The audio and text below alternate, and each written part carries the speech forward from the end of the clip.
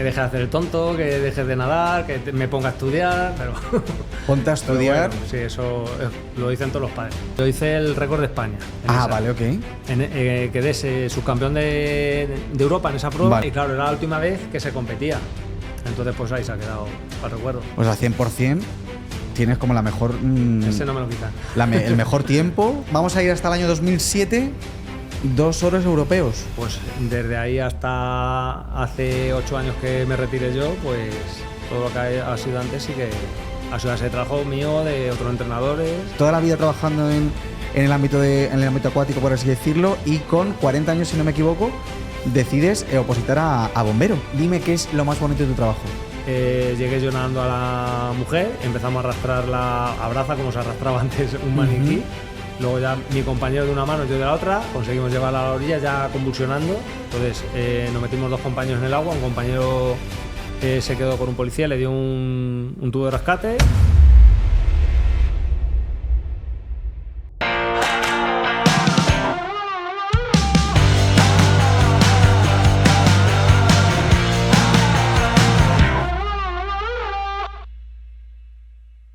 Muy buenas y bienvenidos a un capítulo más de A la Fresca. Como sabéis, lo primero es hacer bien la tarea, así que agradecer a nuestros patrocinadores, Toledo AP y Turismo de Castilla-La Mancha, que sin ellos esto no sería posible.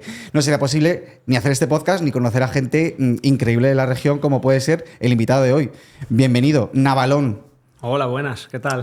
Es decir, que te conocía y tu nombre me sonaba un montón, pero creo que... Bueno, tú me has dicho que nos habíamos visto en persona, pero yo no lo recordaba. Pues nos vimos en persona cuando estuviste grabando en el parque y luego cuando contactaste por las redes, ¿sí? Con la página del ayuntamiento, te contesté yo pues para pedir los permisos y para vale. eso. O sea, que habíamos estado hablando. O sea, pero... ubiquemos en no página del ayuntamiento, sino la cuenta de Instagram de los bomberos, Facebook, sí. Del ayuntamiento de Toledo. Eso es. Ya hemos desvelado un poco tu perfil. Ya, no pasa nada. El de bombero, pero bueno, aparte de bombero tienes otras cosas mucho más interesantes.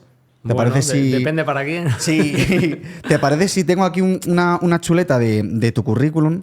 Voy a intentar leértelo todo, a ver si hay alguna cosa en la que me he equivocado. Y eres bombero, campeón de Europa, récord de España vigente en... Ahora profundizamos un poco en esto. Cofundador de un club, maestro, entrenador con más de 100 medallas internacionales, padre de 2 hijos que compiten. Compite uno, la otra se ha retirado, que ya es muy mayor, con 8 años. Bueno, mayor con 8 años. Se ha retirado. Se conoce que se ha cansado de nadar. Bueno, pero vamos a profundizar un poco más. Todo este perfil tuyo, cuéntame un poco de dónde viene y quién eres exactamente. Pues básicamente empecé jugando al fútbol sala y el equipo, pues llegó un momento que aquí en Toledo se le quedaba pequeño el pabellón y se lo llevaron a Talavera, entonces se deshizo el equipo. Y como los amigos de la urbanización, los vecinos y tal, empezaron a nadar, pues yo empecé a nadar en el Club Natación Toledo.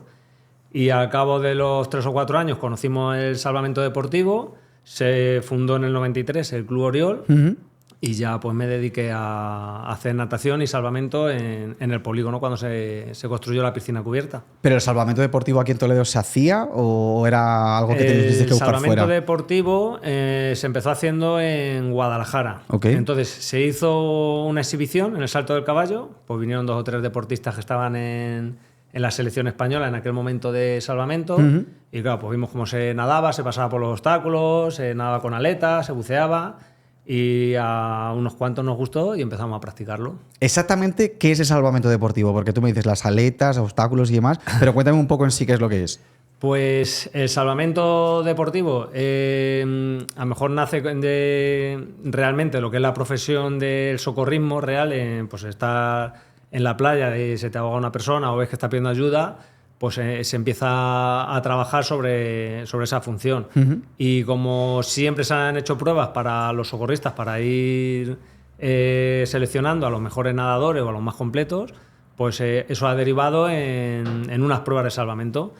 Es parecido a natación porque se hace en el agua, en piscina, porque hay 10 pruebas de piscina y 10 pruebas de playa. Vale. Entonces hay como un calendario dividido. Tienes un calendario de invierno que se compite en piscina y luego tienes un calendario de verano que se compite en playa, solamente en playa. Okay, esto que me cuentas me recuerda como un poco al perfil de socorrista, que entiendo que no es lo mismo, pero entiendo que hay mucha gente que a lo mejor le cuentas esto de salvamento y te dice, bueno, sí, socorrista, ¿no? Pues aquí en Toledo, por ejemplo, Castilla-La Mancha, el socorrismo está básicamente encaminado a las piscinas. Que bueno, hay ríos, hay lagos, lagunas y tal que sí que tienen servicios de socorrismo, pero lo básico es en piscinas. Pero por ejemplo en Australia, que es la cuna del salvamento, pues igual que aquí está la Cruz Roja en cada puesto en la playa, allí tienen los clubes de socorrismo, son los que gestionan una playa. Es decir, que tú tienes socorristas, que aparte de haber estudiado pues, sus primeros auxilios, sus técnicas y tal, aparte son competidores de natación o de socorrismo. Entonces, claro, el nivel del socorrista es muy elevado y aparte de todo eso le revierte al club para que crezca y tenga más poder para poder competir, entrenar, material. O sea, Toledo a Australia. Toledo, Australia. Es una distancia bastante curiosa, pero entiendo que a lo mejor hay mucha gente que para llegar a ese sitio que es como la referencia, por así decirlo, del salvamento, tiene que ir hasta allí para formarse de una manera mucho más profesional. De hecho, es habitual que deportistas de alto nivel de salvamento quieran o practiquen salvamento allí. De Castilla-La Mancha, pues 7 o 8 personas por lo menos ya durante estos años, pues han cogido, se van allí, entrenan, se me ponen en un club, buscan trabajo y aparte de entrenar con gente de mucho más nivel, pues estás aprendiendo inglés, estás aprendiendo otra cultura y cuando vienen, pues su nivel es mucho más alto. O sea, literalmente de Castilla-La Mancha para el mundo. Sí, sí. De hecho, de los últimos que se fueron 2 compañeros, que es muy curiosa la historia, un chico y una chica. Se fueron a entrenar allí. Historia de amor. Historia de amor ficticia, porque, claro, como fueron para 6 meses, el visado se les acaba, tenían que volver y dijeron, bueno, pues nos casamos. Y al casarse allí, pues han podido seguir su formación como socorristas y como entrenadores. De hecho, uno de ellos es rescatista profesional en los helicópteros. Los que están en Las Palmas, en Ferrol, los rescates que hacen de salvamento marítimo, que van con el helicóptero, pues uno de ellos se dedica a eso. Madre mía, es como un terreno súper desconocido para nosotros que estamos muy en amplio. Tierra, por así decirlo, ¿no? Aquí en Toledo pues más reducido, claro, es en la piscina, pero los chavales que al final les gusta mucho el socorrismo en playa, pues acaban viajando. Esto a modo de curiosidad, yo sé, por lo que he aprendido, que hay socorrista, que es, por así decirlo, socorristas de salvamento de piscina, y luego está algo como un concepto de aguas abiertas, o algo así puede ser. Por ejemplo, lo que es natación solo, ya se distingue la piscina y el nado de aguas abiertas, que habrás escuchado pues hacer una travesía, nadar en el pantano de Pálmaces, la travesía de Tabarca. O sea, pues, en Tabarca yo creo que son 2.000 plazas o 1.000 y pico plazas y de un año para otro se acaba. O sea, es muy carismático el apuntarse a las travesías. Pero en cuanto a salvamento, tú tienes las pruebas de playa por un lado, que al final compites muy cerquita de la orilla, muy vistoso. No es como una travesía larga de nadar, pues unos 500 metros lo que se nada, pero claro, compites contra mucha gente a la vez, se suele llegar al sprint, o se suele llegar en una ola, no sé si habréis visto algún vídeo. El que coge la ola el primero suele ser el primero que gana. O si la cogen 3 o 4, pues al final se la juegan en el sprint a pasar la meta. Madre y siempre mía. es en la orilla, entonces es muy vistoso. Por lo que me cuentas, Australia, pero también tengo por aquí apuntado que has competido en mundiales como en Durban, Auckland, Orlando, Livorno, Geelong, Berlín, Alejandría. Un tío de Toledo llegando a esos sitios. O sea, explícame un poco qué se siente cuando llegas a determinadas partes del mundo literalmente con tus brazos y con tus piernas. Pues mira, sobre todo se empieza aquí en Toledo, en Castilla-La Mancha, nadando, haciendo natación. Y las primeras competiciones, pues Toledo, Albacete, Ciudad Real, claro, al final no dejar de competir. Ahí, ¿qué pasa? Que en salvamento tienes que competir en la playa. Si compites en salvamento en playa, pues ya sales de Castilla-La Mancha. Entonces, si te gusta viajar y te gusta el deporte, pues al final hace que... Hombre, es un buen combo. Al final hace que te vayas enganchando.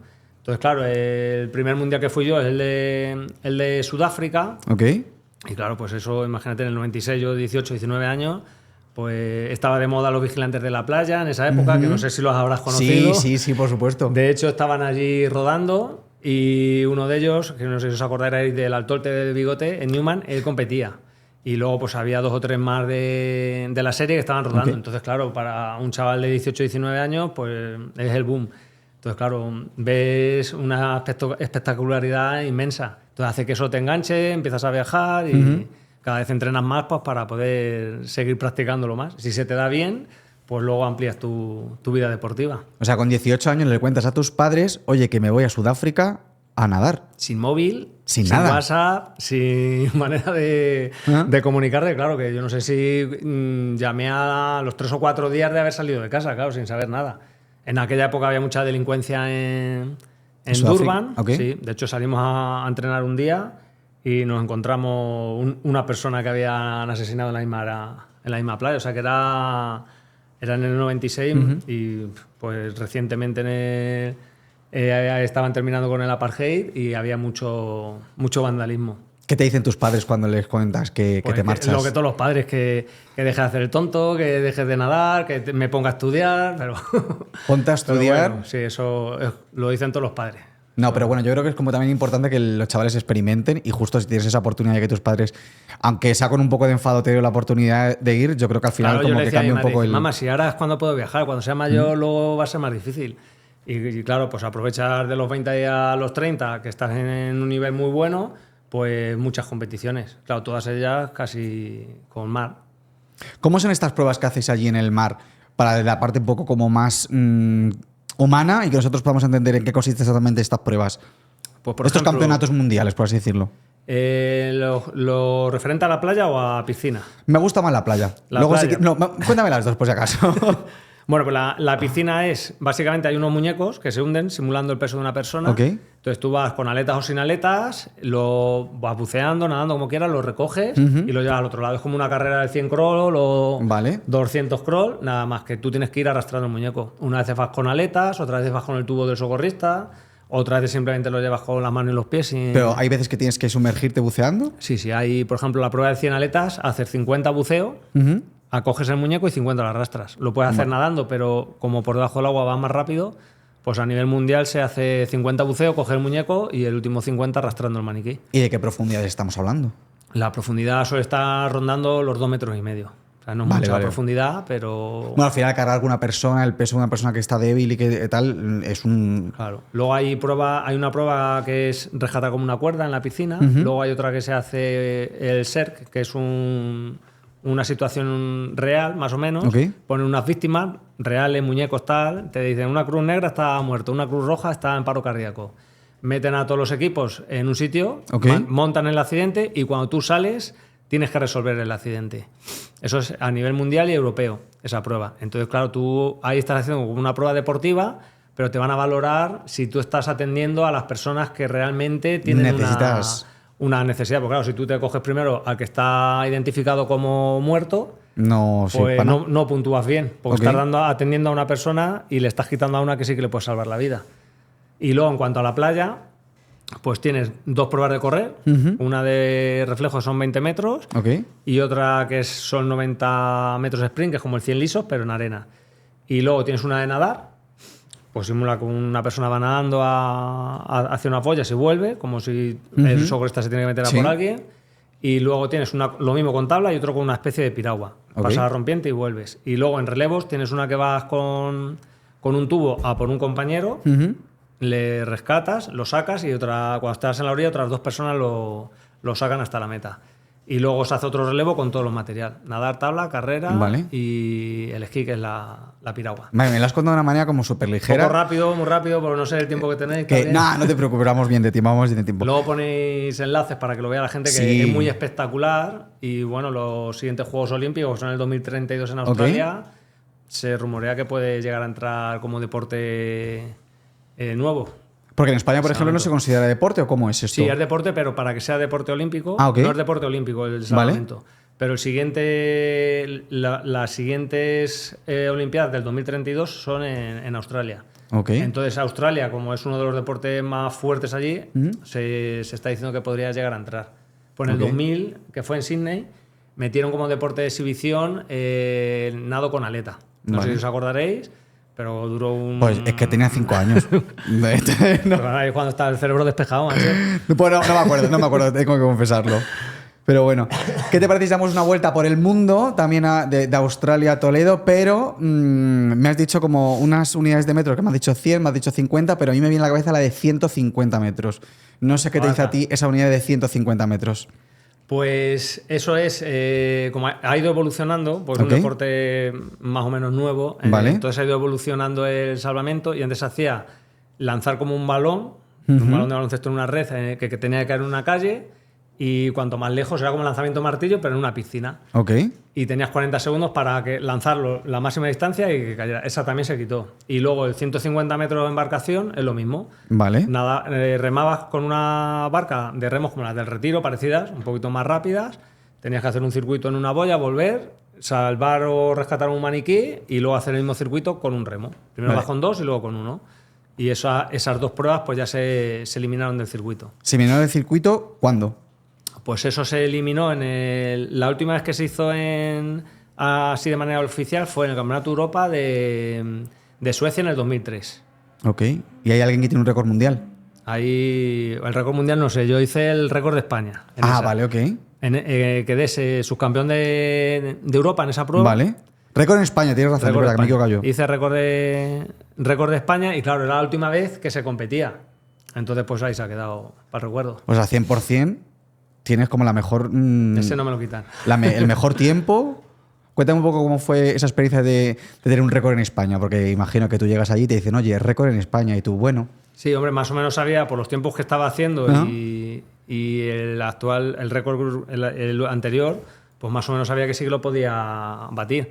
Pero claro, lo bueno es eso, que si batías el récord de España en un campeonato de Europa, que era el último, pues sabías que te lo quedabas. ¿Qué pasa? Que cuando tú compites en un europeo que te juegas una medalla, pues luego la presión es mayor y es más difícil que salgan las cosas bien. Pero bueno, salió bordado y ahí se quedó. ¿En duración cuánto fue? Porque tengo aquí 1.37.05.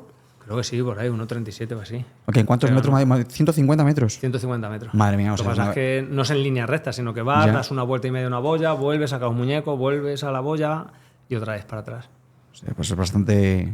El Es tema cañerito, ¿no? Claro, sí, era bastante dura. Qué bueno. Y luego vamos a ir hasta el año 2007, 2 oros europeos. 2007 Canarias fue. Si quieres te ayudo un poco. Sí, para- sí, ya para- me acuerdo. Ya Es te que estoy tú diciendo. tenías 5 años, pero yo estaba casi que también lo Bueno, tenía pero ahí pasado. son medallas, te tienes que acordar Son un poco, medallas, ¿no? sí.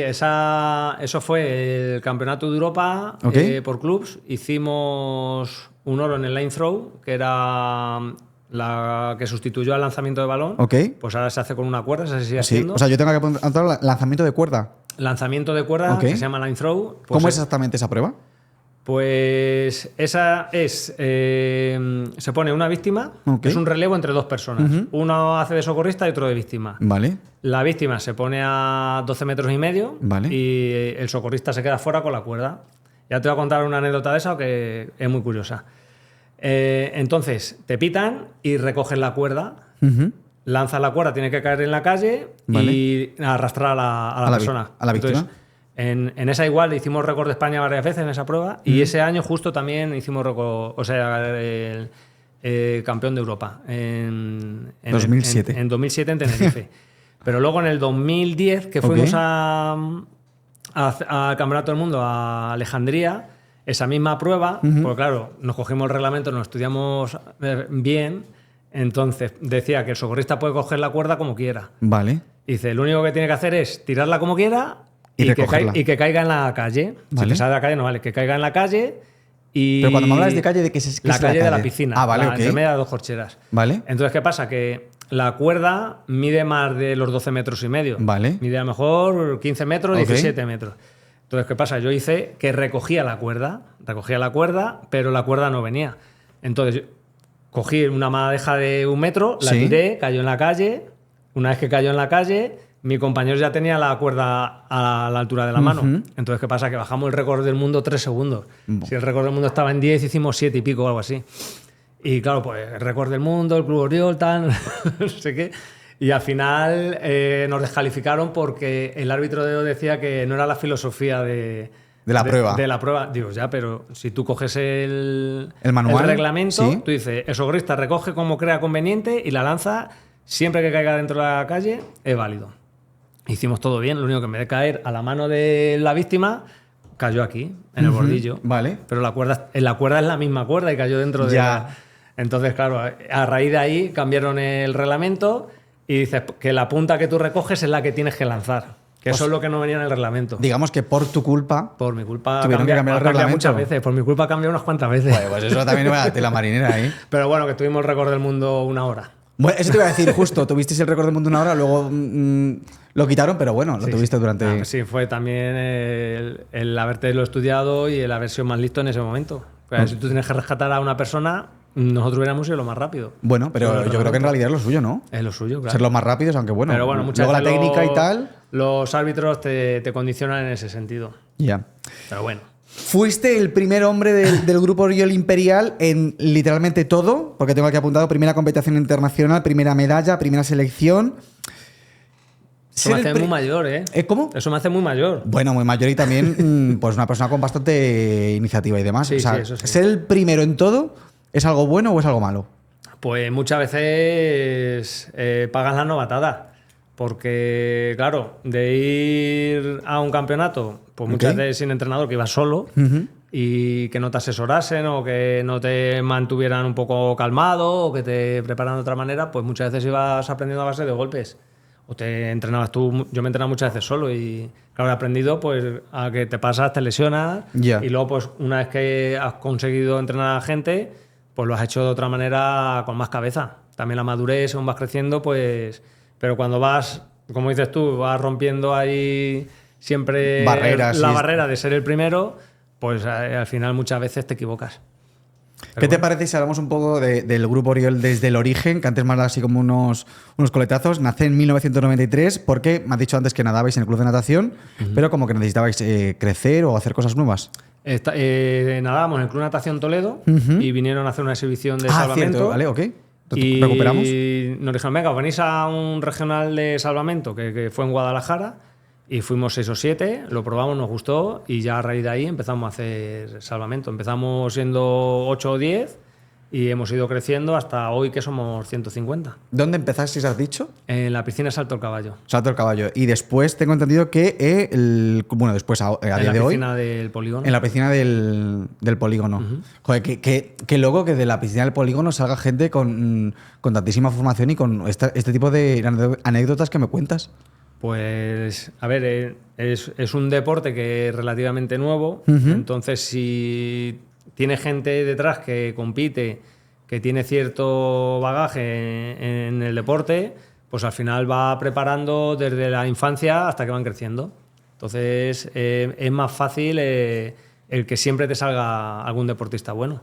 Ok, imagino que el grupo está compuesto por ¿cuántas personas? Somos 150 ¿Miembros? nadadores. Ah, ok. 150 nadadores y al final pues los padres que son los socios y luego los entrenadores pues son otros 4 más. Tengo por aquí apuntado más de 100 medallas internacionales el grupo, ¿puede ser? Sí, sí tienen más de 100 medallas. Y eso en parte a lo mejor es un poco culpa tuya. Pues las primeras sí, desde luego. Al principio, como empezamos compitiendo, ya te he dicho, en el 93, pues desde ahí hasta hace 8 años que me retiré yo, pues todo lo que ha sido antes sí que ha sido ese trabajo mío, de otros entrenadores, de los chavales que ponen mucho empeño. De toda la gente que forma parte del club. Sobre todo los padres que tienen que estar ahí todos los días llevándolo y... Es un sacrificio eso también para los padres, en realidad. Es un sacrificio, desde luego. Tengo aquí apuntado también campeonas del mundo en categoría junior. ¿Han salido de allí o cómo? Sí, tuvimos a Irene Morales, que fue campeona del mundo junior y campeona del mundo absoluta. Y hizo un récord del mundo absoluto también en el 100 socorrista. Y luego Samantha Redondo fue campeona del mundo en aletas también. Y luego ellas dos, que estaban también en la selección española, batieron varios récords de Europa en relevos. Madre mía. Por ejemplo, Irene estuvo 4 o 5 años en la selección absoluta. Más la juvenil, más la junior. O sea, entiendo que tú formaste parte, del entrenamiento de ella, de la preparación. Sí, claro. Ok. ¿Cómo se siente cuando tú preparas a alguien y tiene este tipo de medallas y de récord y todo? Pues al final es lo máximo porque es que una deportista sea campeona del mundo. Ya no hace falta que sea campeona del mundo, que le salga bien simplemente. Pero claro, ya dices campeona del mundo en un deporte que es lo máximo, pues eso es el final de 12 o 14 años entrenando. Porque claro, los niños empiezan con 3 o 4 años a nadar y tú llegas a conseguir eso con 18 o 20 años. Entonces, todas esas horas que van detrás es una satisfacción enorme. ¿Cuánta responsabilidad tiene esto? Porque entiendo que a la hora de entrenar, pues estos chavales sacrifican muchas cosas que con 16 años, pues a veces da mucha rabia. Pues como deportista te tienes que quitar muchas horas. Claro, tú ten en cuenta que, sobre todo ahora hoy en día de móvil, porque si tú te vas 2 o 3 horas a entrenar, en la piscina 2 o 3 horas que estás sin ver el móvil o las pantallas. Y en fines de semana, pues claro, tú imagínate, 15, 20 años, salen todos los amigos y tú te vas a una competición o tienes entrenamiento el sábado o vas a entrenar el viernes. O el domingo por la mañana. O que si tú sales y te estás hasta las tantas, pues todo lo que has hecho en toda la semana lo tiras. No sirve para nada. La verdad que es un sacrificio bastante llamativo, ¿eh? Sí, pero vamos, que son todos los deportes, no solamente el nuestro. Natación, salvamento, mete muchas horas, no es como otros deportes, porque puedes meter 2 sesiones al día, más luego otra de pesas, sí. Pero en otros deportes el cuerpo no te da para hacer tanto. Sin embargo, en natación o en salvamento, al estar en el agua, puedes nadar muchas horas y entonces, claro, estás todo el día si quieres. Ya, es diferente. Es diferente, claro, pero luego se ve los resultados, el que entrena 2 horas al que entrena 4. Eso son matemáticas. O sea, literalmente del polígono para el mundo. Pues del polígono para el mundo unos cuantos. Total, ¿qué se siente cuando alguien te pregunta de dónde sois o de dónde sois, de dónde eres, y tú dices pues que entrenéis ahí en Santa María de Querencia, en el polígono? Pues hay de todo, que cuando vas a la playa, dices, pero bueno, ¿cómo puede ser que Castilla-La Mancha ha sido campeona de España por comunidad en muchísimos años? ¿Por qué? Porque la gente que lleva una tradición muy grande de salvamento, entonces, entre las pruebas de piscina más lo que haces bien de playa, pues el conjunto de los puntos, pues hemos ganado a nivel nacional muchos años. Y lo que dices tú, cuando llegas como toledano, llegas a un campeonato de España o a uno superior y te dicen, este viene del centro de España. Total, de ese Carral. De ese Carral. Que no hay nada de agua. La verdad que es muy loco, ¿eh? Que en deportes así tan acuáticos tengamos tantas medallas. Por decir, ganas la prueba de correr, que tenemos suelo todo el mundo, o la de nadar, que tenemos agua todo el mundo, pero al final se ha llegado a ganar alguna de tablas, se ha llegado a ganar una prueba de relevo en el mar, entonces, a nivel europeo. Entonces eso, al final, es mucho trabajo detrás de tanto de los entrenadores como de los chavales. Me gusta mucho lo que cuentas, porque lo cuentas desde el punto de vista de deportista y de entrenador. Lo puedo ya contar de todas las maneras posibles. De todos los sitios, si quieres. En el fondo de Navalón, ¿qué pesa más? ¿El chico que fue deportista o el entrenador? Pues es que el feeling de deportista lo vas a llevar siempre, porque el que ha sido deportista difícilmente, aunque no puedas entrenar ni por asomo la mitad, pero eso va a estar siempre ahí. Lo único que, claro, he estado tantos años de entrenador porque realmente me gustaba mucho y lo vivía, vamos, cuando ganaba un niño es como si ganara yo, y cuando se lesionaba o perdía me dolía más a mí que al muchacho, seguro. Entonces están ahí enfrentadas las dos. Justo quería llegar a esa parte de sentimientos, a ver de cómo se sufre y cómo se disfruta, porque entiendo que a lo largo de tu carrera como entrenador habrás tenido que tener momentos muy divertidos y muy complicados. Claro. No sé si me puedes decir algún momento muy complicado que en tu carrera hayas dicho yo, wow, esto no lo voy a olvidar nunca. Pues complicado sobre todo cuando llega un deportista que está a un nivel muy bueno y no le seleccionan, por ejemplo, habiéndoselo merecido, o no le sale bien, o se lesiona justo en el campeonato, pues ahí lo pasaban mal. Por ejemplo, yo en un mundial con la selección española quedábamos 3 y en la última carrera se tropezó el francés y me descalificaron a mí porque entendieron los árbitros que le había empujado, y luego en el vídeo se ve que no y tal. Entonces era de ser segundo del mundo o primero, porque luego queda otra carrera, a irte el último, el 16. ¿Qué pasa? Que a raíz de eso, como era tan injusto, volvieron a cambiar Madre mía, Navarro, vas a estar en todas las enciclopedias, yo creo. No, nos pone al Club Oriol, nos ponen muchas veces en los cursos de arbitraje, además que luego como tienes contacto con la gente, pues con árbitros te lo dicen que casi siempre en todos los cursos nos mencionan de casos particulares que hemos hecho, pues para que estemos pendientes de los árbitros, en ese sentido que puede pasar. En realidad lo que pienso es que qué injusto para ti en ese momento que te pasase eso, pero luego qué justo para los que vengan después y para la gente que que vaya a seguir compitiendo durante años. Claro, tú imagínate que después de todas las carreras que has ganado a todos los demás, te descalifican siendo tercero o segundo y te vas al último, 0 puntos. Ya. De hecho, luego ese campeonato quedamos cuartos como selección española, pues todos esos puntos de esa descalificación que fue injusta, nos hubiéramos puesto terceros del mundo. Madre no, mía. España, por ejemplo, en ningún año había sido, ni ha sido por ahora tercera del mundo. Y en esos casos, ¿cuál es la motivación real de un deportista para seguir? Pues porque te gusta mucho, te gusta mucho y al final tu vida es estar todos los días entrenando, compitiendo, disfrutas en bajar un tiempo, una marca. Entonces, aunque tú en ese momento lo pases mal, vamos, yo ahí lloré como un niño chiquitito y ya tendría mis años. En el 2004 fue eso. Y al final, pues te levantas y sigues porque al final es un reflejo de la vida. Tu vida literalmente era estar en el agua todo el día. Pues sí, antiguamente sí. Antiguamente, y ahora de repente nos metemos en el fuego. Vamos a profundizar un poco en este cambio, porque eso me sorprende mucho de tu perfil. Toda la vida trabajando en el ámbito acuático, por así decirlo, y con 40 años, si no me equivoco, decides opositar a bombero. Sí, lo decidí un poco antes, pero bueno, al final salió bien con 40 años. Es una profesión que tiene mucho deporte, sobre todo a la hora de entrar, pues te piden unas pruebas físicas bastante complicadas y el socorrismo está muy vinculado a rescatar a personas y el perfil de los deportistas que hacen socorrismo no solamente es ser bombero, hacen policía, sanitario, medicina, sabes que está todo vinculado con cosas del deporte o con la salud. ¿En algún momento lo de ser bombero estaba en tus planes? Sí, desde chiquitito. Vale, o sea, en el agua pensabas en el fuego. En el agua pensaba en el fuego, de niño jugaba con el fuego y me llevaba algún cate de mis padres o de no mis meter la abuelos. mano ahí. Claro. ¿Cómo es ese momento en el que decides cambiar del agua a empezar a prepararte unas pruebas que entiendo que son terrestres para entrar en este cuerpo? Pues al principio, sobre todo quería hacerlo porque como había mucho tiempo libre, digo, aquí tengo tiempo yo para poder seguir entrenando y seguir compitiendo. Sí. Y luego es que realmente me apasiona. Es que es un trabajo muy bonito, porque es cierto que ves cosas muchas veces desagradables, pero siempre vamos a ayudar. ¿Cómo son las pruebas para entrar para ser bombero? Pues aquí en Toledo tienes 11 pruebas. Tienes un psicotécnico, un psicológico, tienes un temario, tienes 5 pruebas físicas, que es cuerda, pecho, dominadas, un 400 lisos, un 50 crawl de natación, tienes una prueba de conducir y luego un concurso de méritos.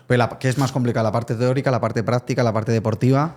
Pues al final lo más complicado y lo que condiciona es el teórico, porque es mucho volumen. Aquí en Toledo, por ejemplo, te entra el temario de Guadalajara, que son 2.000 páginas, ¿vale? Más luego todos los caminos, todas las carreteras, los BICs de aquí de Toledo, todas las calles, si entra un coche, si no entra, si es dirección prohibida, si no... O sea, tenéis que estudiar un poco como el mapa de las ciudades. Aquí en Toledo sí, depende de la oposición, pero sí que te piden normalmente donde vas a trabajar. El consorcio, que es la diputación, pues te piden ríos, caminos, carreteras. Te piden conocer el mapa, por así decirlo, de la provincia o de la región donde se vayas a trabajar. Sí. Y luego aparte te piden algo más como tema legal o algo así. Sí, claro, eso. Luego te piden pues función pública, la Constitución, en algunos procedimientos administrativos, entra todo. Madre mía. Una cosa que me da muchas curiosidades con 40 años, porque el otro día, justo cuando estuvimos grabando el Parque de Bomberos, había chavales que me decían, tengo 23, tengo 24, y yo decía, joder, qué gente más joven para ser bombero. Y cuando vi tu perfil me dice, 40, como que me sorprendió. Pues es más habitual que entre la gente mayor que los jóvenes. Porque claro, para poder presentarte, pues te tienes que sacar primero en algunos sitios la ESO, en otro bachillerato. Vale. Y luego te tienes que sacar el carnet de conducir. Luego el carnet de camión. Luego el carnet del tráiler. Entonces, claro, te están pidiendo un bachillerato, pero necesitas 2 o 3 años hasta que tú tienes todos los carnets para poder presentarte. Vale, o sea que tú te estuviste preparando previamente, por así decirlo. Sí, claro, tú vas acumulando ahí todos los temarios y todas las titulaciones que te van pidiendo y va pasando tiempo, claro. Madre mía, yo estuve allí y la verdad que flipo un poco con el día a día de ser bombero, porque es verdad que hay como calma temporal, pero en el momento en el que de repente suena la alarma, se acabó lo que se daba y ahí todo el mundo a correr. Que sí, no sé qué calculé, creo que eran 30 segundos estar vestido y directamente montar en el camión para salir. Sí, como luego se queda registrado, en menos de 1 minuto y medio, 2, hemos salido del parque. Okay. Claro, si fuera una sola persona, te vistes rápido y sales. Lo único que salimos 6 a la vez, o 8, o sale todo las 2 dotaciones. No sé si en estos años, ¿cuántos años llevas siendo bombero? Pues voy a hacer 10. O sea, tienes 50 años, acabamos ya. Sí, Te he sacado la edad sin querer. No sé si tienes algún momento clave en estos años en los que tú digas, esto jamás lo voy a olvidar. Yo es que pregunto mucho sobre los recuerdos porque me parecen como cosas que dicen mucho de nosotros. Pues mira, uno relacionado con el salvamento deportivo fue una señora que se tiró del puente Azarquiel. Ok. Puente Azarquiel para que ubiquemos. Que cruza de Santa Bárbara hacia Toledo. Vale. O sea, Puente Alcántara. Puente Azarquiel es el otro. Arriba, Vale, ok. pasan los coches. Vale. ¿Puente Nuevo? Luego estaría el Puente Alcántara. Sí. Entonces, claro, nos dieron un aviso que se había lanzado una persona. Entonces salimos del parque y, claro, nos dio tiempo en el coche a ponernos el neopreno, chaleco y tal, y llegar a intentar buscarla, porque, claro, tú no sabes exactamente dónde vas. Se la llevaba la corriente. Entonces, cuando llegamos nosotros, había 2 policías en el agua, pues se habían metido con la ropa y al llegar a la mujer, se movió la mujer y se le escapó. Y claro, con la ropa, pues el policía ya no podía desenvolverse. Entonces, nos metimos 2 compañeros en el agua, un compañero se quedó con un policía, le dio un tubo de rescate, llegué yo nadando a la mujer, empezamos a arrastrarla a braza, como se arrastraba antes un maniquí. Luego ya mi compañero de una mano, yo de la otra, conseguimos llevarla a la orilla ya convulsionando. Y lo bueno que al estar en Toledo, pues según estábamos en la orilla, estaba ya la UBI y el resto del equipo. ¿Sabes? Que lo bueno que de fue trabajar aquí en rápido. Toledo fue muy rápido el rescate. Y luego, así alguna intervención... Aquí es donde me viene a la cabeza que aplicas lo que sabes de antes a tu profesión Claro, eso del va día de hoy. totalmente relacionado al salvamento.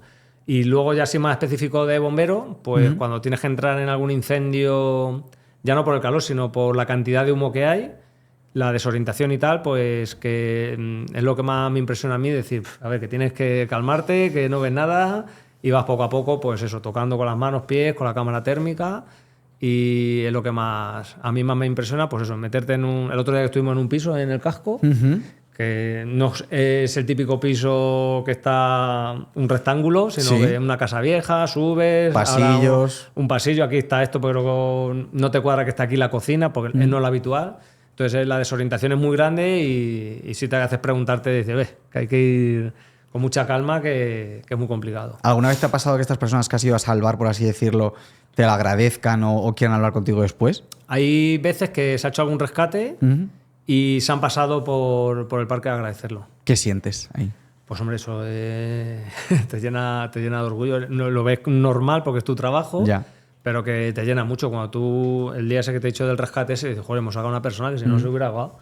Y eso la mejor medalla de salvamento es esa. O sea, al final, vuestro día a día es convivir con el peligro y con situaciones que a nosotros se nos escapan, porque yo pienso en un incendio y digo, en plan, yo salgo corriendo por patas de aquí. No es muy común, lo que pasa es que es algo que no se controla y con que te pase una vez al mes, pues oye, te pones en la situación que es bastante delicado. Y en una ciudad como Toledo, así de Castilla-La Mancha, ¿con qué flujo normalmente tenéis como incidencias, por así decirlo?